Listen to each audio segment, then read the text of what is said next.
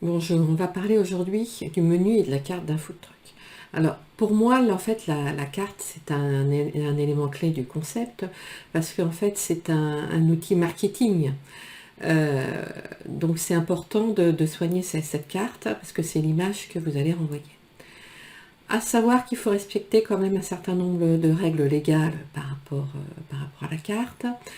Euh, les menus et les cartes doivent comporter pour chaque prestation la mention boisson comprise ou boisson non comprise et le prix correspondant au plat qui est proposé. Dans tous les cas, il faut indiquer pour les boissons la nature et la contenance proposée.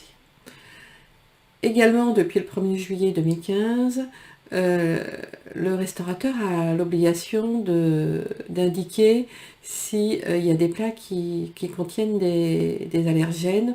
On a une liste de 14 allergènes. Alors si vous voulez en savoir un petit peu plus sur cette partie réglementaire, je vous invite à découvrir le livre qui a été écrit par nos soins qui s'appelle Créer ou reprendre un restaurant, où vous aurez un peu plus de détails sur la législation des menus et des cartes. Concernant les spécificités du food truck, pour un food truck, on va avoir une carte qui est un peu plus courte que dans un restaurant, parce qu'on va être limité par l'espace de production, hein, qui est le camion. Donc en général, on a 5 ou 6 plats proposés à la clientèle. Après, ça dépend aussi du concept que vous aurez choisi.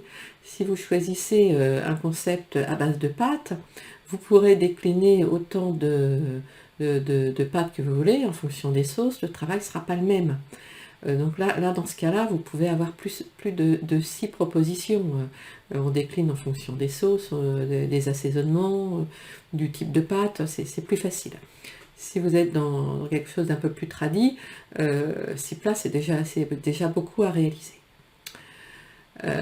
Donc vous comprendrez qu'un choix trop important de plats traditionnels, ça demande beaucoup plus de travail, ce qui va compliquer votre travail au sein du camion et toucher à la rentabilité en fait de votre entreprise.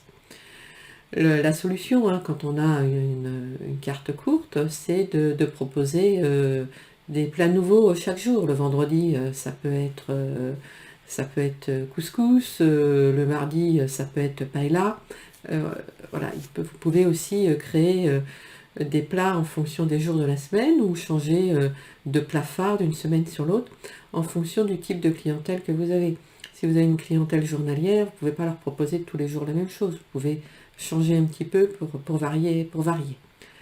Donc voilà en termes de cartes ce qui peut être fait.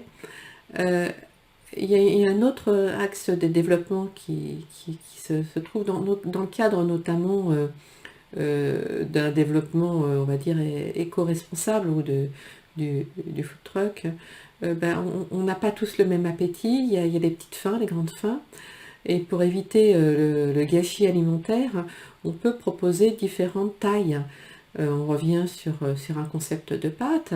On peut avoir le small, le petit plat, le moyen, le grand, hein, comme on le ferait pour les pizzas où on a des juniors, des normales et des mégas.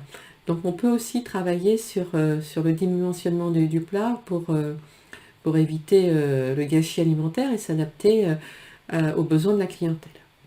Donc voilà, il faut comprendre que la carte pour un food truck, hein, mais comme pour un restaurant, c'est un outil marketing, c'est un outil qui doit être travaillé. Ce que vous allez mettre comme plat sur la carte et même l'indication du prix, c'est pas des indications qui vont se faire comme ça, hein. Il va y avoir un gros travail en amont. Donc, je vous remercie de votre attention. Si vous avez aimé cette vidéo, n'hésitez pas à liker et je vous retrouve pour un prochain épisode de Créer ou monter son food truck. À bientôt.